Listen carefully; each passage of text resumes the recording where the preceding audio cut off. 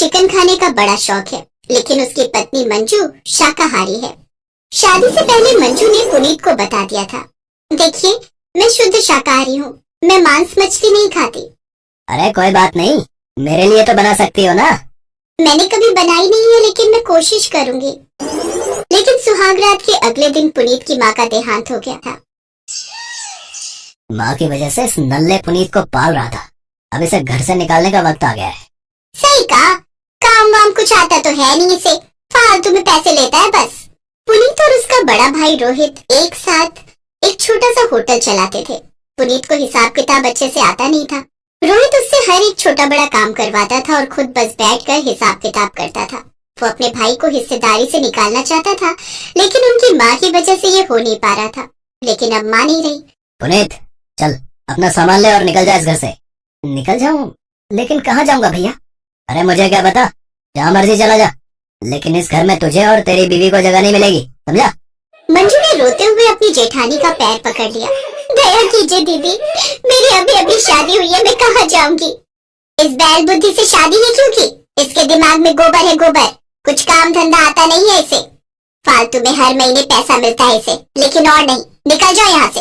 रोहित और शीतल ने मिलकर पुनीत और मंजू को घर से निकाल दिया। शीतल ने बस अपने लिए कुछ साड़ी ले ली और खाना बनाने के लिए उसे बस एक हांडी और एक चम्मच मिला।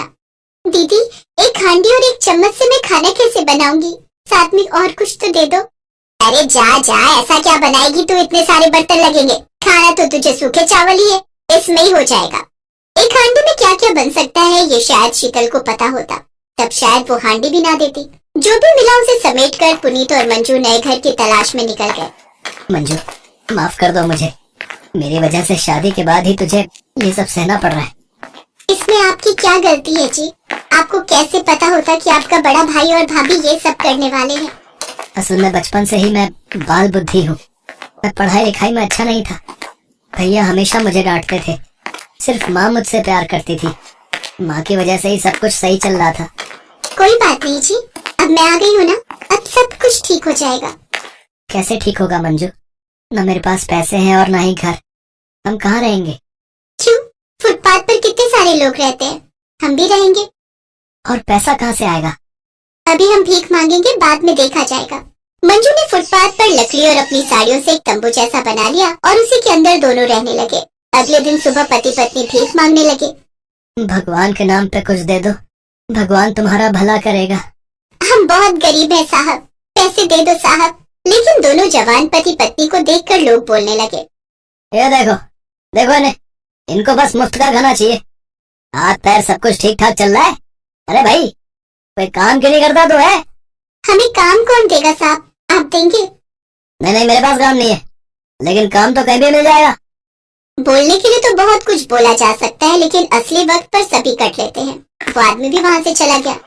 लेकिन मंजू और पुनीत को अपना पेट भरना था। पास ही में बंटी नाम का 15 साल का लड़का भीख मांगता था। उससे मंजू और पुनीत की दोस्ती हो गई। बंटी कभी पाव तो कभी रोटी लाकर मंजू और पुनीत को खिलाने लगा। भाई ऐसे ही कोई भीख नहीं देता, उसके लिए एक्टिंग करनी पड़ती है, एक्टिंग। अच्छा वो कैसे?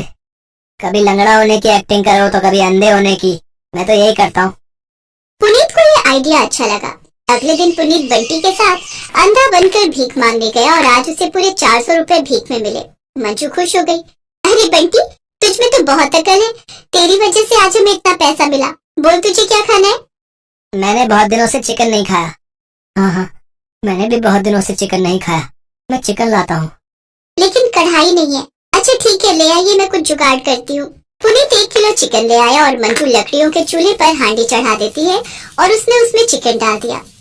हांडी में चिकन कैसे बनेगा? पता नहीं, कोशिश करती हूँ। और कुछ है भी तो नहीं। मंजू ने उसी के अंदर अदरक, लहसुन, नमक और सरसों का तेल, हल्दी और मिर्च डालकर अच्छे से मिला दिया और धीमी आंच पर पकाने लगी। घंटों भर चिकन पकने के बाद मंजू ने हांडी का ढक्कन खोला और उसमें से इतनी अच्छी स्मेल आई कि मंजू के मुंह में भी पानी आ गया। अरे वाह, मैंने जिंदगी में पहली बार चिकन बनाया है, स्मेल तो बढ़िया लग रही है। आज खा के भी देख लो मंजू, वैसे भी और कुछ नहीं है। मंजू ने जल्दी जल्दी चावल पकाया और तीनों ने मिलकर हांडी में बना हुआ चिकन खाया। अरे वाह, टेस्ट भी तो बढ़िया है। हाँ मंजू चाची, आपने क्या चिकन बनाया? ऐसा चिकन मैंने कभी नहीं खाया। मैं भी हांडी में इतना अच्छा चिकन बनता है, ये मुझे पता नहीं था। 1 किलो चिकन तीनों मिलकर खत्म कर देते हैं। मंजू चाची, आपने इतना अच्छा हांडी चिकन बनाया है, आप यही हांडी चिकन बेचते क्यों नहीं हो? अरे हाँ, ये तो तुमने सही कहा। लोग एक ही तरह का चिकन खाते खाते बोर हो गए। लोगों को ये हांडी चिकन बहुत पसंद आएगा, लेकिन उसके लिए भी तो पैसों की जरूरत है। बड़ी हांडी चाहिए, चूल्हे के लिए लकड़ी चाहिए, बर्तन चाहिए, कम से कम 10,000 रुपए की जरूरत है। कहाँ से आएगा पैसा? मैं दूंगा ना, भीख मांग मांग कर बिजनेस करने के लिए कुछ पैसे इकट्ठे किए हैं मैंने, इसी व्यापार में लगा देता हूँ पैसा। आप मुझे पार्टनर बना लेना। अगले ही दिन से मंजू ने हांडी चिकन बनाना शुरू कर दिया। हांडी चिकन की स्मेल से ही लोग आने लगे। मंजू फुटपाथ पर बैठकर हांडी चिकन बनाने लगी। बंटी और पुनीत लोगों को खिलाने लगे। इसी तरह वो दुकान फुटपाथ हांडी चिकन के नाम से फेमस हो गई। जिस आदमी ने पुनीत और मंजू को कुछ काम करने की सलाह दी थी, वो एक दिन खाने आया और हांडी चिकन खाकर उसने बहुत तारीफ की। अरे वाह, तुम लोगों ने तो कमाल कर दिया भाई, है? बहुत स्वादिष्ट चिकन था ये। वाह। इसी तरह 1 साल के अंदर उन लोगों ने दुकान खड़ा कर दी। बंटी उन दोनों के साथ ही रहने लगा। उधर रोहित के होटल में धंधा बंद होने की कगार पर आ गया, क्योंकि पुनीत ही सारा काम संभालता था। सभी कस्टमर के साथ अच्छा बर्ताव करके उन्हें खुश रखता था, लेकिन रोहित वो नहीं कर पाया और होटल बंद हो गया। और 1 साल बाद पुनीत ने उस होटल को भी खरीद लिया और इसी तरह हांडी चिकन बेचकर पुनीत, मंजू और बंटी अमीर हो गए और खुशी खुशी जीवन बिताने